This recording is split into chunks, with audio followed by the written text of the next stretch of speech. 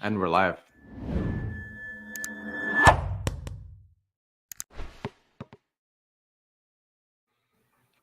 Hi, everybody. Welcome. My name is Pasha. Welcome to the AMZ Operators podcast. Would like to introduce AJ Saunders from Audacious Commerce. How you doing, AJ? I'm doing well. How are you doing? I'm doing pretty well. Fantastic. Sorry about that. I mixed up my company name and the podcast name. It's actually Agency Operators Podcast. I don't know why I said that. It's been a long morning. It's all good. It's all good. AJ, so happy to have you here, man. I know you're Likewise. based out of the UK, opposite Yep. side of the water. For me, I'm in New York. And I know that your story actually starts in music, right? Yes, sir. And so that's an interesting pivot. I'm a big fan of music myself. I play a few different instruments, and there's so many parallels I find between the work that I do and music. So I would love to start there and just kind of ask, how did that happen? You know, what was the story? Like, I know you went to school for music and you worked It in is. that kind of field, and then somehow now you're in marketing. So talk a little bit about that. Yeah, sure. So at the age of 18, so we here in the UK it's university, but over your side of the pond it's college. Um, I just didn't want to go. I didn't feel that was right, so I went off and did music. I went to music college for a year, so I have a useless piece of paper so that I can play a musical instrument to an exceptional standard. Um, but I had a great time playing music. I did some wonderful things. I lost a heck of a lot of money. Um, but I got thinking, and I got thinking about like cost base right towards the end, and thinking like, what is the cost base of what I'm doing? You know, why are other people more successful than I am? And it's because they had a low cost base, and so I really started to understand unit economics probably when I was about 20, 21. And that kind of kibosh the whole kind of thing. And so, yeah, it was. I had a lot of fun. I didn't make a lot of money, but I also think a lot of people who are musical are great mathematicians or great scientists or great marketers. And I think it's because I'm very good at being able to hear, four different inputs at the same time and make sense of it and be able to say out a cohesive thing. I think that really kind of comes from music. I think that's what makes me a good consultant. I think that's what makes me a good advisor. Is I can take all this desperate information and throw it into a plan that makes sense. And I think if you look at other musicians who transition to business, I think a lot of them are very much like that. Absolutely. Just, we were having that conversation before we went live, and you were talking about, kind of working with companies and brands and helping them to organize their thoughts and ideas about Yeah, marketing as a whole, yeah, versus, them going out and hiring freelancers for this thing and that thing, the SEO and the PPC and then the website and the channels. And so they're working, right? So you're good as an operator. So am I, because we're able to basically take all these different elements and make them sing together. yeah. Uh, that's what music is, right? It's just Correct, combining all correct. the different components in real time, Yeah, right? but but I also think I don't know how much performing you've done, but I've done a lot of performing, and a lot of performance isn't actually what you're playing. It's the fact that you get from the first note to the last note without stopping or that it majorly going wrong. Mm. And I think that's a skill in itself. And I would often, and if you've played in public, you'll understand that. I would often, after a gig, get off stage and fall out laughing, and people, why are you laughing? And it's like, because we got from the first set to the last set without messing up, in a noticeable way. Obviously, there were mistakes, there were little intricacies that went wrong, but the entire thing looked good. It looked like we are having fun. We played some great music, and so I think there's a skill in that. I think if you watch a good comedian, or you watch a good magician, or you watch a good musician, you may not be aware when they mess up or things that go quite right, but it's their ability to kind of jump and improvise on the spot and make it look like that was meant to happen all along. Yeah. Um, I think also in business, a lot of that lateral kind of thinking is super helpful because I don't think you can get taught that. I think a skill you have to kind of like figure out and learn as you go. Yeah. I think again, yeah, a lot of musicians, a lot of artists have that kind of skill because they've had to stand on stage with 4, 5, 6 other people and kind of figure it out as they go along and hope for the best. I remember, it reminds me of a story. Sorry to pivot, but for a second, just on topic, when I started my agency, I was not the best myself PPC manager. I understood Yeah. PPC. Now, of course, I have the entire team, and they're the brains. So I'm very thankful for that. But it wasn't always that way. I was kind of wearing very many hats, and PPC management was definitely something that I understood well, but not on the level that we're at now. And so I remember getting on with like a pretty big client at the time, and they were asking me all these questions, like super technical questions that I honestly like didn't have the answer for. I think I just hired somebody to start helping me. We had like a structure that we were using. And I remember almost having like a panic attack on the call. I just had to like kind of hold on a second. I'm going, I'll be right back in a minute, and then I had to just like take a couple deep breaths. And it's definitely a skill that you have to cultivate, which is just like having that kind of confidence to actually maneuver around things. And what I've learned, the biggest lesson that I've learned through that experience and just growth over the years is that like everybody's a person.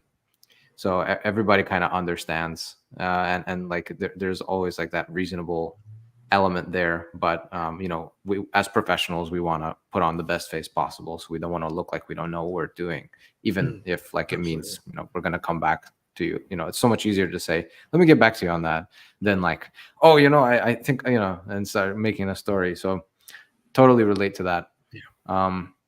So what was that shift that you made from, all right, this music thing is fun, not really making good money, let me try marketing? You mentioned you had a brand as well. Yeah, so the next time after music was I tried to start a music school because I realized I was doing lots of gigs, not really enjoying it, and not really making any money, and doing lots of teaching and enjoying it and making lots of money. And realizing that I could teach from anywhere. So I could teach from where I am, from a little city called Bath. So I moved back from London to Bath. So my cost base went practically to a fraction overnight. And I really learned, well, there's a couple of key lessons, one of which is I remember going to the bank. I was 20-year-old kid and asking for money, and then looking at the business plan saying, yeah, we can fund that, because I had a way to pay them back on day one of opening. And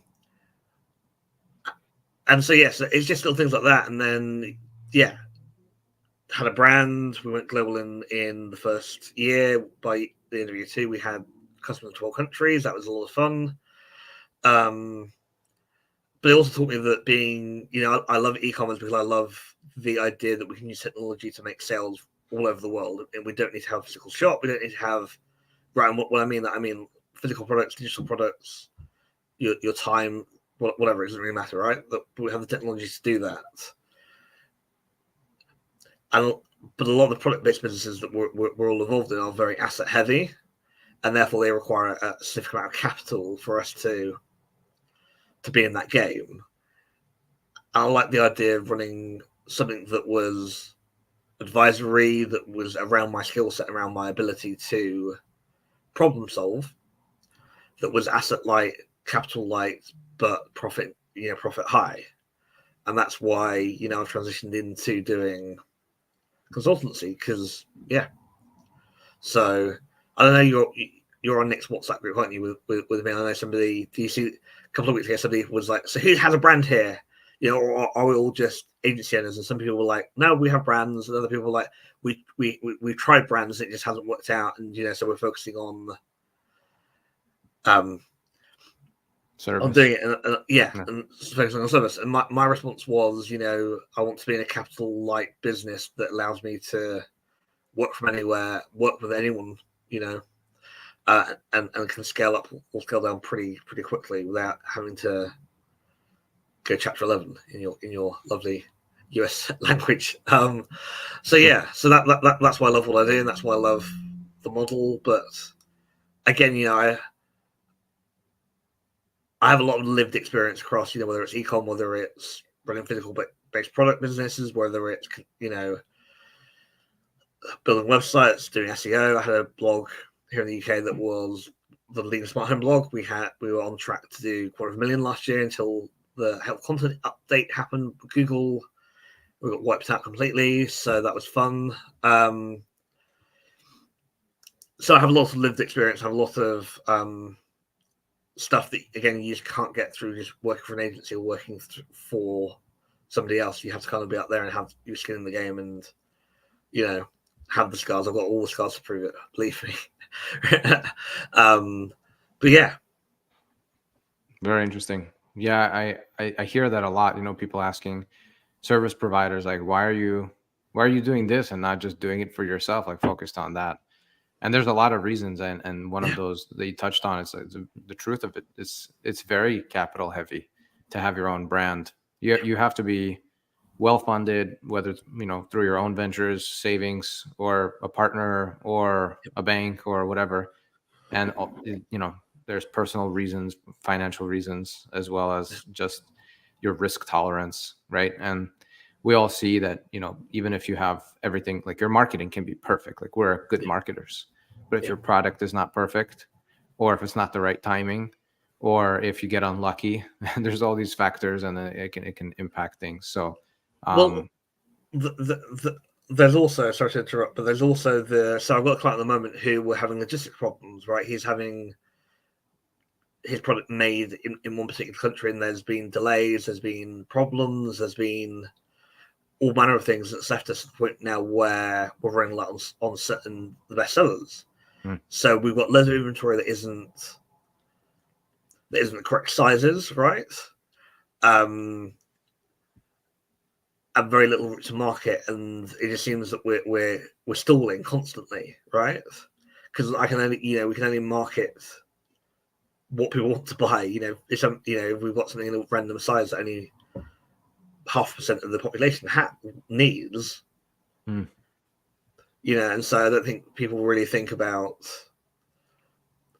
that element of things. I think a lot of these gurus just sell, yeah, it's great, it's all positive, when it's actually, well, as you all know, it's a lot of hard work. It's a lot of long days, late nights. So yeah. I've spoken with agency owners. They were telling me, I'll never have a brand. That's the last thing I'll do. I've seen it all, like why would I do that to myself, right? Yeah. So we know the difficulty. Like I had a company, I spent 2 years designing a product. Right. And finally, I got the manufacturing done. It was actually made in Indonesia. Right. So, go find a manufacturer in Indonesia. It's not like working with China, it's not even like working with India. I mean, the infrastructure there is totally different. Yep. So, we got quality assurance and, all of the things. So finally we got our first order. Everything's dialed in. Again, 2 years it took, just for the product development. We're selling on Amazon, reviews come in perfect. The website's designed, everything's great. We're moving. And then 2 months in, Supreme Court notice that somebody filed a patent. Right. And they wiped out myself and probably 40 other sellers selling something kind of similar, not the same design, because I designed my own thing, but it's strong enough to yeah. And then that's it. And go fight Supreme Court cases, right? Like over a product launch idea. So done, right? Then Amazon disposed the inventory and then charged me, so I lose extra money. So. Yeah, well, I guess fighting the Supreme Court will be $500,000 easily, right? $500,000. Yeah. Go find a lawyer, and it's not worth the fight, No. Those are the type of unpredictable things that happen. Yeah. And there's not even a way to foresee it, because you see there's competitors out there, but you don't know what they're up to in the back end, right? Filing, those types of patents and going, that route.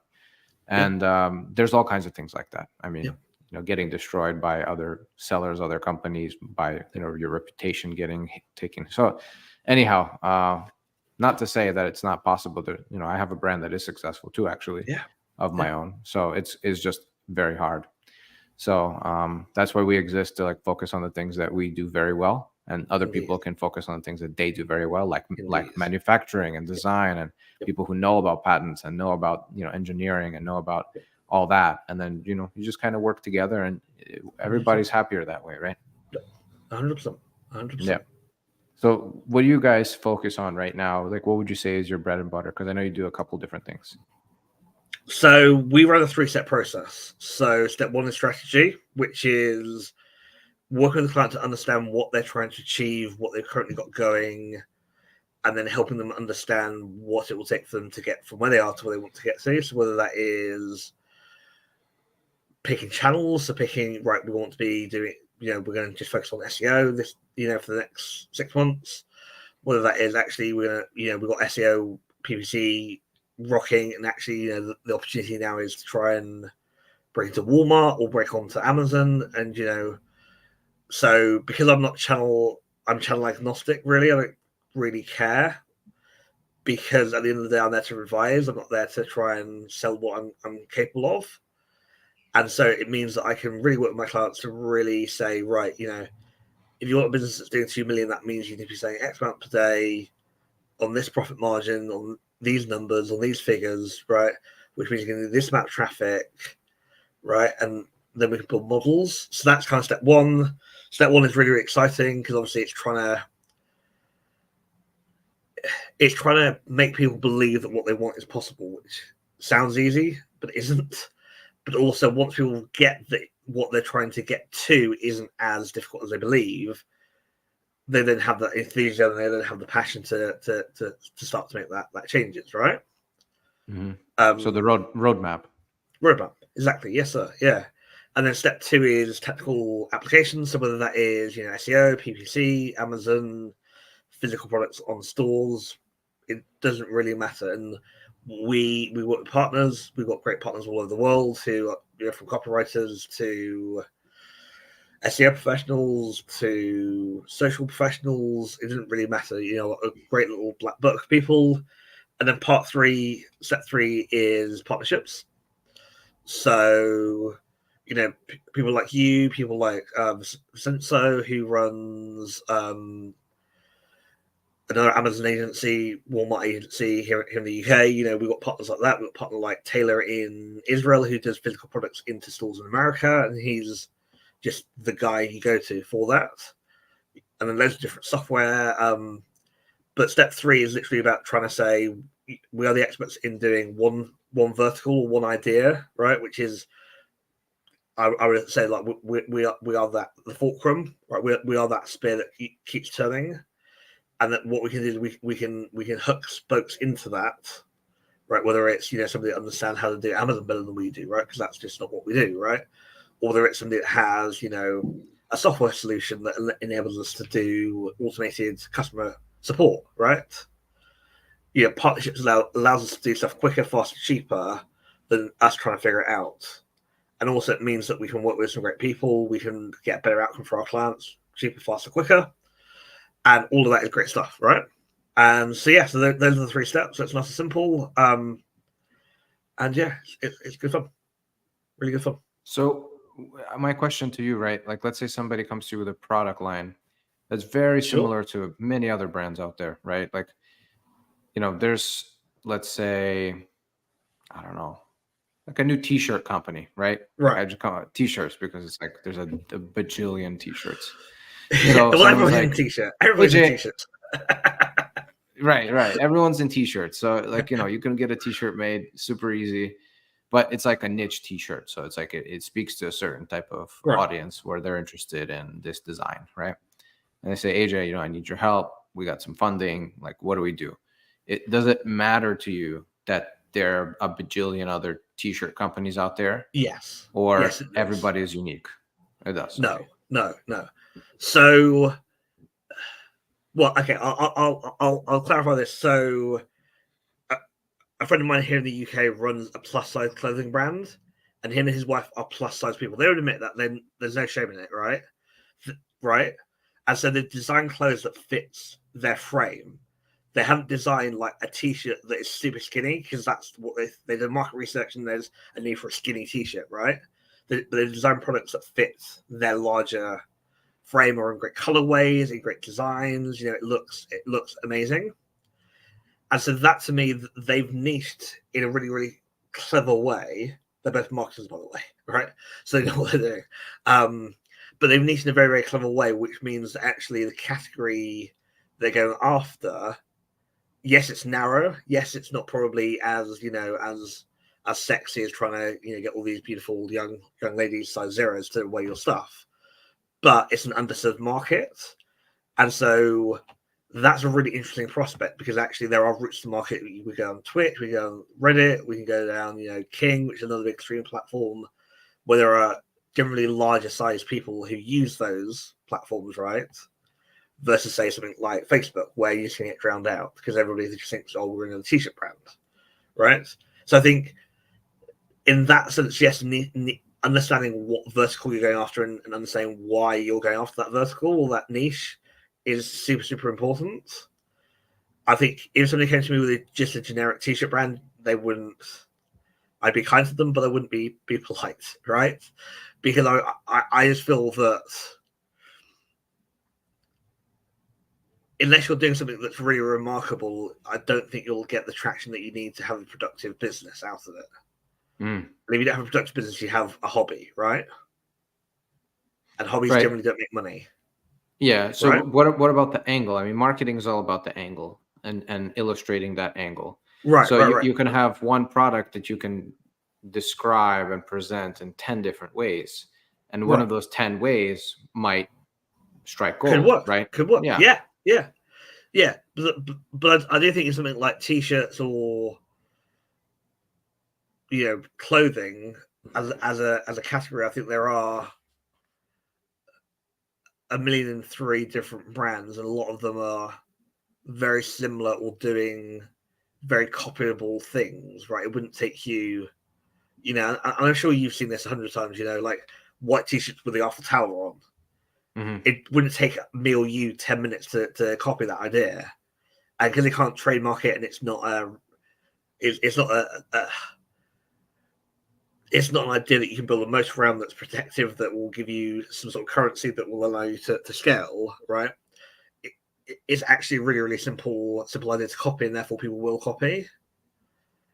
And therefore, the barrier to entry to do that is very, very low. So it's not even worth kind of getting into that business. This reminds me, I've got a Canadian friend who is doing canvases that he's turning into hats and t-shirts, right? So it's original art that is going to be limited. So that's his angle, right? I think that will work fairly well. But then he's not calling them clothing; he's calling them portable canvases. Uh-huh. So it's angle, That's cool, right? Yeah. So Yeah. It's like practicality to art, right? So there's like that element. Exactly. Yeah. But he's not trying to do the same white t-shirt in 4 different sizes, right? He's not trying to do Kanye, or Yee. I don't know what he's calling himself this week, right? Anyway, so yeah, I think with most businesses there is a way to find out something that is unique. I think there are categories like fashion that it's either too many applicants, or you have an understanding of that niche and that, or a winning niche, and therefore by the time you kind of got some intelligence, the market's going to move. So, and the other example I can think of is, I don't know why I'm targeted with this on YouTube at the moment, but plus size underwear for men. Mm-hmm. And it's this guy who says, well, I used my underwear, it didn't fit, and so I decided to go and design my own. And he takes you, and that's the advert, and it's a really, really powerful advert because he's solving a problem for himself that he knows there's a market for, because if he's having that problem, other people will, right? Yeah. But he's not going, well, I'm this skinny, like, muscular, ripped guy, and I see that my brother, who's a fat guy, is, and so we're going to make, loads of some money together. It's he understands that there's a market because he understands that there, he's got a personal need. So, yeah. And then a final example. So, I'm massively into smart homes. I have a contact here in the UK who's disabled, and he runs a smart home company for disabled people, right? And so his niche is literally saying, right, I'm disabled. I understand what challenges I have. I understand how technology can solve that. I can understand that there are, I think, 70 million people in the UK who are disabled or thereabouts, right? There are tens of millions. Therefore, there is an addressable market that other installers don't understand or may understand partly, and that's his angle. I think, in the next couple of years, he will start to do very, very well. I think he's been going less than a year, right? But he gets it, because it's his own lived experience. So I think you have to have that. I don't think you can wake up on a Monday morning and go, right, we're going to get into business, we're going to get into this business, and it's all going to be great. I think you have to really understand what pain you're solving and how you're solving that problem for yourself before you can get solved for somebody else. I think that gives you all the credibility. Where like when you're doing when something is born out of necessity, I mean that is the slogan, right? Like how so like somebody who watches a YouTube video about how to do marketing, that's not really, like if you have your own brands and you've gone through failures and you've gone through success, then kind of know what are the levers. So in all your experience, that's my next question actually is, I'd love to ask this to people. Please. What would you say is the biggest driver? I understand SEO and PPC and design and conversion and channels, like all of them play together like a symphony. But there are probably a couple things that like really stand out. You're saying, all right, you can do all these things, but this is what I'm seeing. Like when you apply this, it's giving you the most impact. What would you say that thing is? Right. I know you're like this, but this is what I tell anyone that listens. So for me, there is no silver bullet, right? There's no one thing that's going to change. And so for me, it's about looking for opportunity in what you are doing, right? And so the opportunity may be we go and speak on stages, right? Or we go to do a better PR push, right? Because that's where we believe we can get traction in the marketplace, right? I know a jewelry brand who started 11 years ago. That's what they did. They just got loads and loads of press. They had a great press agency because they had the money to do it. They were both daughters of multimillionaires, so they wouldn't short of a couple of dollars, right? And that's how they got their initial traction, right? I know other people who have gone to Reddit and got great traction through just being helpful to useful people on Reddit. I've got a current client who's in the cycling business, right? And he's well known on UK cycling forums. And so people come to him because he's well known, right? Right. So I don't think there is one tactic or strategy or method that always works. But I believe that you can look at what everybody else is doing and try and find an opportunity that they're I don't say too stupid or too ignorant because I feel like that's slightly unfair. But that you can use it for an opportunity that they're not seeing because they're too busy doing what they're doing, and yet the opportunity is right in front of them, and that's great for people like you and me, right? But also, I think in most markets there is an opportunity, there is a channel, there is a way that we can market, and there is a way we can get traction, right? That may not be running the same model as before, like running PPC, running social ads, running SEO, running email marketing, right? But doing some sort of combination of the nuance of that. So I'll give you an example. Like, okay, if it's like a supplement, like if it's a supplement company, that's another category, but very saturated. Yeah. But it's a great story. It's somebody who let's say it's a dog treat, and they went out and designed this dog treat by their trainer told them, there's no supplement out there for dogs that has these vitamins in it, and it would be great if somebody could create it. So you say, okay, I'm going to create it. And then you go out and you do that. But there's a billion other dog treats and supplements out there. So, like, what do you do there? So, what you do there, and this actually reminds me, so a friend of mine, she has a natural deodorant company, and I'll explain. Then you'll get the parallel. And so, whenever you go to CVS, what do you think of? You think of probably like Lynx or Dove, right? Mm-hmm. Into the deodorant, right? You don't probably think of her brand, Tiara, right? Mm-hmm. What she's actually doing is actually saying, if you go buy Dove or you go buy, whatever the leading, you got this, that, and the other that's actually harmful by itself. Our ingredients are X, Y, and Z, and they're pure, they're natural, they're good for you. It's the same thing with Body Shop and Lush, right? If you're old enough to remember the Body Shop, right? It's that whole kind of philosophy of saying, actually, can we draw? Can we do the David and Goliath thing where we say we're the underdog, but we have a much better product because of X, Y, and Z, versus this big Goliath who's doing lots of harm to society because they're promoting a product that does A, B, C, and that's harmful to yourself and to the environment. And so I think, like, into the messaging strategy, that's what it comes down to: is can we draw very stark comparisons between the go-to versus our products?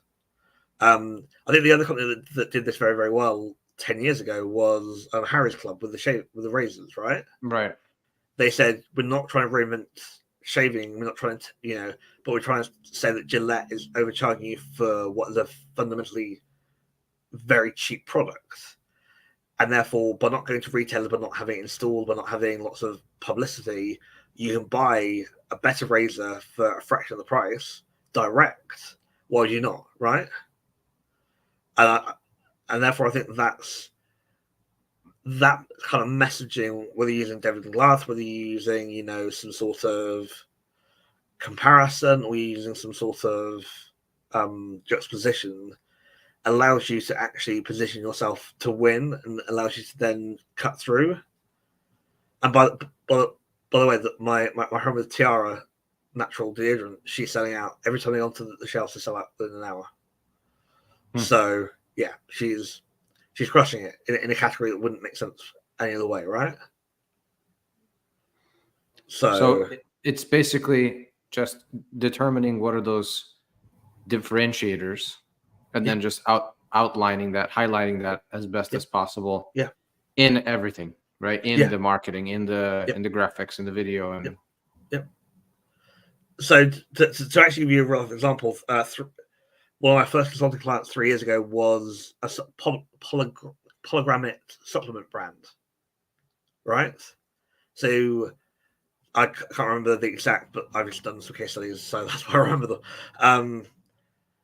But there are certain things in pomegranates that are like anti-aging, pro health, blah blah blah. I can't remember, right? And so that's really easy to say, you're all these other supplements, but now the supplement gives you these three qualities, and that's why you should be taking our supplement every day. Same thing with the dog thing, right? You just, your message becomes, you cannot get these three things in any other supplements, and we've looked at 500 other supplements, right? But this is critical to your dog's survival, right? You highlight that's just basic marketing positioning. It is, yeah, and it's kind of amazing to just identify what's going on, like in the category, right, in the world of your product. It's not even that you're pointing out like a competitor, like you're gonna say Johnson and Johnson is doing XYZ. It's like there's a problem with deodorant. There's a problem with this industry. We have a solution to that problem. Yeah, and it's affordable or whatever. Yeah. So well, to get very, very basic, I know I'm not trying to make a wider point than what I'm going to say, but have you ever met a dishonest politician? Well, you don't know. Well, okay, this is my point. But my point is, they also they're honest, right? Yeah. And so they're not positioning against anything; they're just positioning against nothing, and therefore, again, if a politician stood up for this next general election that you're having in November and said, well, I'm going to be dishonest, I'm going to be self-absorbed, I'm going to be self-obsessed, people wouldn't vote for that person, but at least they would have some Expectation. countenance. Yeah, well, no. Yeah. At least they have some countenance. People that are saying that they're ethical and that they're moral and they're good. They stand for funny values, right? Because they're positioning against the current intrinsic way of saying, well, we're all honest, and it's like, no, you're not, because we know you, right? Mhm. And so, yeah, I don't think you have to position against a company, but I think you can position against the general market sentiment, which is saying, the top 10 leading fragrance brands are using really harmful things. We're not, and that's why you should trust us. So yeah, I think again, I'm not trying to make a political point here, but it's so true. If you're not positioning against something that's already active in the market and already has some sort of somebody has an understanding of, then you're positioning against nothing, which then helps you get nowhere. Same thing with a t-shirt brand. Makes sense. Yeah. Okay. Cool. You have any final pieces, any nuggets of gold, last words that you wanted to share with the audience? No, this has been a lot of fun. I just encourage people to think strategically, think about what they're trying to do, build a plan with KPIs, with benchmarks, with milestones, and then really pick what how they're going to be methodical with how they're actioning what they're trying to get to, not to get distracted.